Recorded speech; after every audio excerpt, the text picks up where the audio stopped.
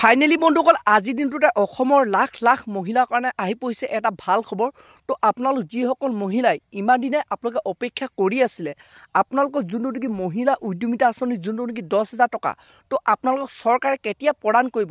তো বন্ধুসকল আপোনালোকৰ সেই অপেক্ষা এতিয়া অন্ত পৰিলে। তো বন্ধুসকল আজি মুখ্যমন্ত্ৰী ডাঙৰীয়াই ঘোষণা কৰিলে যে গোটৰ মহিলাসকলক কোনটো তাৰিখে কোনটো ডেটত আপোনালোকৰ সেই যোনটো নেকি টকাটো দিয়া হ'ব আৰু যোনসকলে লাভ কৰিব। তো বৰ্তমান সেই লিষ্টখন মুকলি কৰিছে। তো বন্ধুসকল আপোনাৰ যদি সেই লিষ্টখনত আপোনাৰ নামটো আছে, তো তেতিয়াহ'লে বন্ধুসকল আপোনালোকে সেই 10,000 টকাটো অতি সোনকালে আপোনালোক কোনটো তাৰিখত আপোনালোকে লাভ কৰিব সেই তাৰিখটো ঘোষণা কৰিছে। তো বন্ধুসকল আপোনালোকে সেইটো কাৰণে ভিডিঅ'টো একেবাৰে স্কিপ নকৰাকৈ আপোনালোকে চাই থাকিব। তো সবিশেষ আপোনালোকক মই মুখ্যমন্ত্ৰী ডাঙৰীয়াই যোনটো নেকি নতুনকৈ ঘোষণা কৰিছে মহিলা উদ্যমিতা আঁচনিৰ ওপৰত, তো সেই যোনটো নেকি আপোনালোকক খবৰটো মই আপোনালোকক এই ভিডিঅ'তে জনাম। আৰু লগতে কোনসকল মহিলাই লাভ কৰিব বুলি কৈছে, কোনসকল মহিলাই আপোনালোকে এই টকাটো নাপাব আৰু আপোনালোকে সেই লিষ্টখন কেনেধৰণে আপোনালোকে চেক কৰিব লাগিব, সকলোখিনি তথ্য আপোনালোকে এই ভিডিঅ'তে জানিব পাৰিব। তো এতিয়া বন্ধুসকল আপোনালোকক মই জনাই আছোঁ যোনটো নেকি মহিলা উদ্যমিতা আঁচনিৰ ওপৰত মুখ্যমন্ত্ৰী ডাঙৰীয়াই ঘোষণা কৰিছে যে গোটৰ মহিলাসকলক ফেব্ৰুৱাৰী 10 তাৰিখৰ ভিতৰত আপোনালোকে সেই টকাটো প্ৰদান কৰা হ'ব। তো বন্ধুসকল আপোনালোকে ফেব্ৰুৱাৰী 10 তাৰিখৰ আগত আপোনালোকে সেই টকাটো প্ৰদান কৰিব। আৰু যোনটো নেকি আপোনালোক যোনখন নেকি লিষ্ট প্ৰকাশ কৰিব, তো সেই লিষ্টখনত আপোনাৰ নামটো থাকিব লাগিব। আৰু লগতে কৈছে যে যোনখন নেকি লিষ্ট মুকলি কৰিব, তো সেই লিষ্টখনত আপোনাৰ নামটো আপুনি মোবাইলৰ পৰা চেক কৰিব পাৰিব।